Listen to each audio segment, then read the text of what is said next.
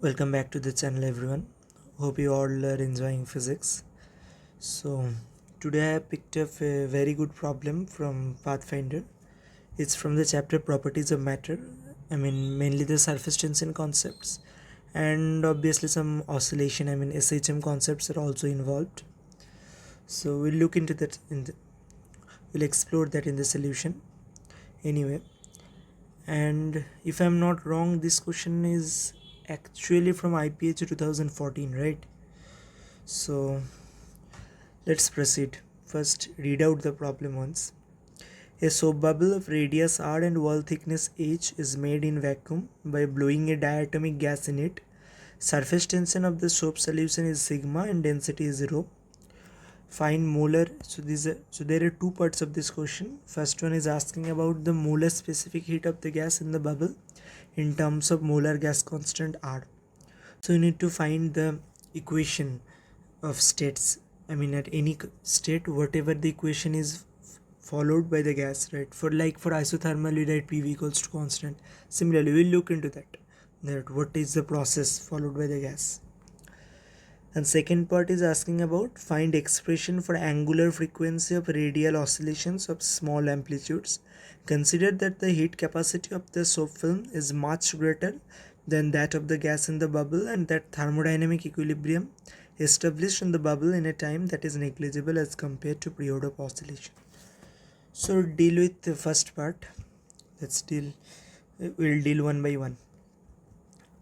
So for the first part, it is mentioned that the bubble is in vacuum, so outside pressure of the bubble should be 0.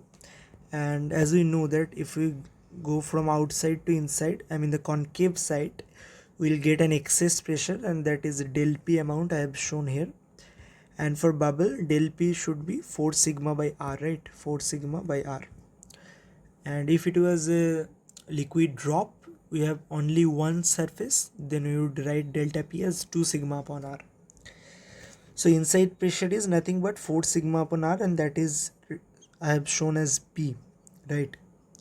So P into R will be 4 sigma, right? And 4 sigma is a constant, so I have directly written as constant. And V is obviously proportional to R cube. V is 4/3 pi R cube. V is volume of the soap bubble. So we can replace R as V to the power 1 by 3. That will also be a constant. Obviously the constant will be different in magnitude, but we are not interested in that. We have just got this conclusion that P into V to the power 1 by 3 is constant. So let's revise one concept here, that P V to the power x constant is a polytropic process, right? Under thermodynamics we study it as a polytropic process, but the molar heat capacity for this process is Cv, that is molar heat capacity is constant volume plus R upon 1 minus x. I'm not going to prove this again. You can study that from any standard book of JEE level. You will get that for polytropic process, this is the formula for molar heat capacity. So according to our equation here, x is 1 by 3. So we'll just put the value of x and find out the value of C. So Cv is 5R by 2. Why? Because diatomic gas is given in question. And R upon 1 by x is R upon 1 minus 1 by 3. And after calculation, this comes out as 4R. So this is the answer for our first part. C is 4R for this process. And I hope it's clear. Next, the more interesting part is the second part, right? That this is a soap bubble, and if the soap bubble is, let's say, radially inflated by a small amount, let's say x, right? The radius gets increased from R to R plus x, then we will get some oscillation, and that will be SHM. We will mathematically prove that, although we have already been said that it will be SHM and what is the angular frequency. But even if we don't know earlier that it will be SHM, we'll realize this after solving the problem, that it will be indeed SHM, right? So what I am doing is that I have taken a small patch of area here. I have shown with the red mark on the surface, and that area, obviously from center I have joined the two extremes of that area, and obviously dropped a perpendicular to that area, that middle dotted line, and this angle is alpha. I am assuming this angle is alpha. You can call it like a semi-vertical angle of a cone, but ideally that's not true. I have shown that in figure that what is the angle alpha. So now I am trying to find out the surface area of that small patch. What will be the surface area? Now it will be pi times r square. What is the radius? It is nearly a circle, obviously not a circle, but as we are assuming a very small area, we can call it a near circle, near perfect circle. So we'll do pi r square. What is the r? R means the radius of that patch, circular patch, almost circular patch, ideally, right? So from s equals to r theta, you can clearly write this radius as r alpha, right? Because this is the, let's say, r length, and this is, let's say, arc length. This is the center of a circular arc, and radius of the circular arc is r. So this length must be r alpha, as it is subtending an angle of alpha at the center. So it's clear, I guess. Let me erase this extra terms. Yeah. So surface area is pi times r alpha square. Surface area means only this part, area of this small patch. Now there will be two forces on this patch. One will be due to surface tension radially inward, and another one will be the pressure force, pressure due to excess pressure inside, that will be radially outward, right? So initially it was in equilibrium, and we will also prove that it will be in equilibrium by mathematically, because net radial force due to surface tension will get balanced by the net radial force due to excess pressure. So with green color I have shown a small length element dl on the circumference of that patch, and now due to surface tension the force on it will be sigma times 2dl. Why 2dl? Because we are dealing with a soap bubble, not a liquid drop.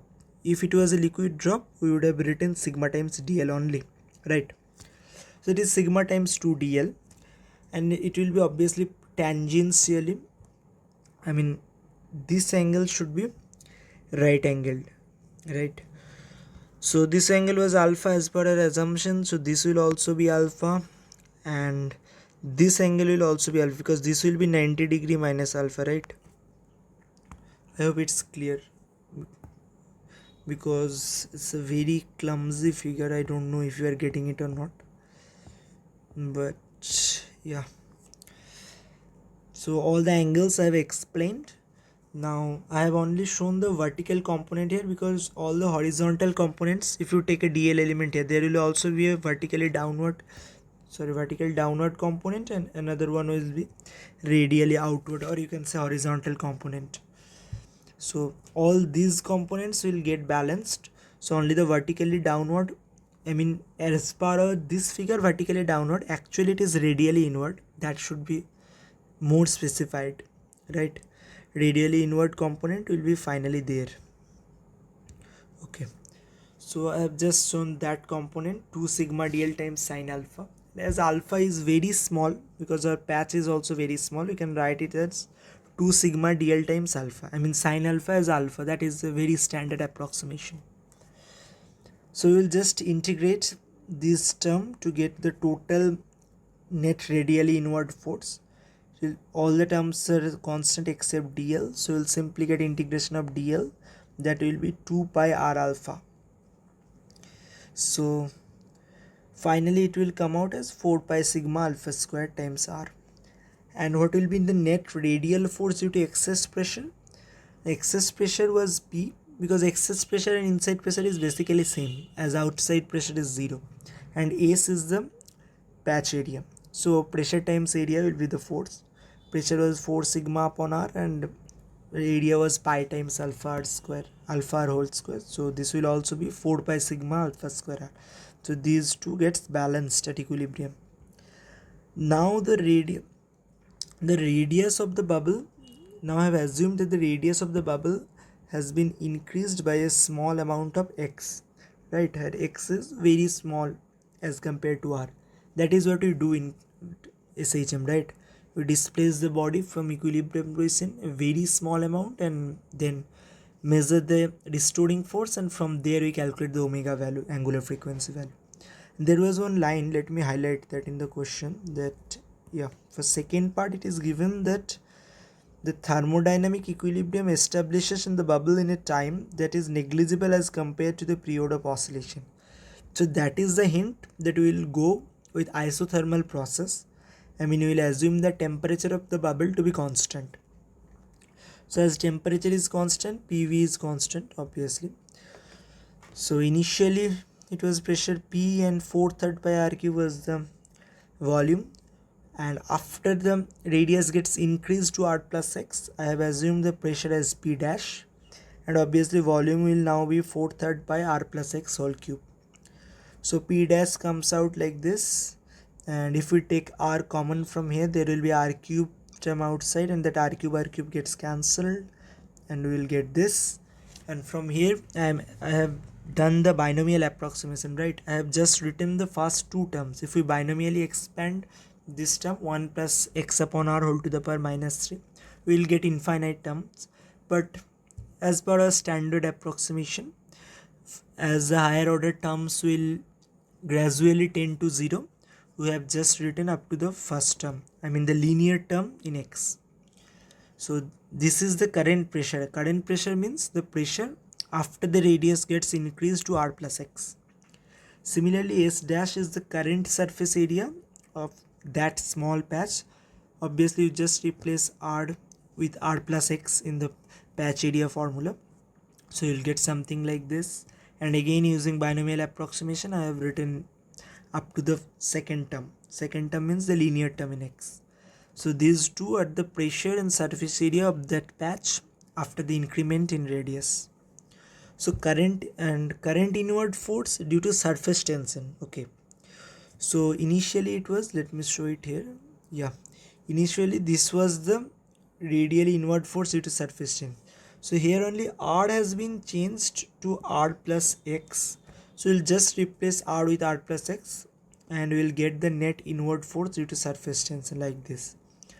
And taking one R common, we will get 4 pi sigma alpha square R, and that is equals to P times S, because initial equilibrium was maintained, right?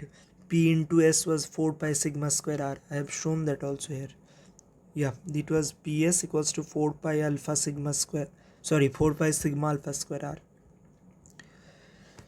So now I guess all the forces have been calculated after the increment in radius. Now we'll just write the equation that net force equals to mass times acceleration.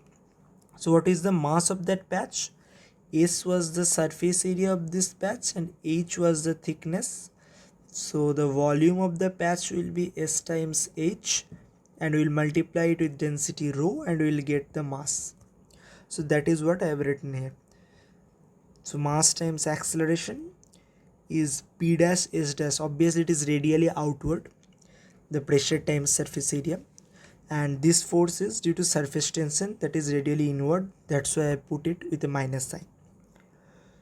So you just plug in the values of P dash and S dash here, you will get this expression, and after you multiply these two terms, you will get 1 minus x upon r minus 6x square upon r square, and P, 1 S and S gets cancelled here, and P I have taken common, so this term is written here, minus 1 minus x upon r.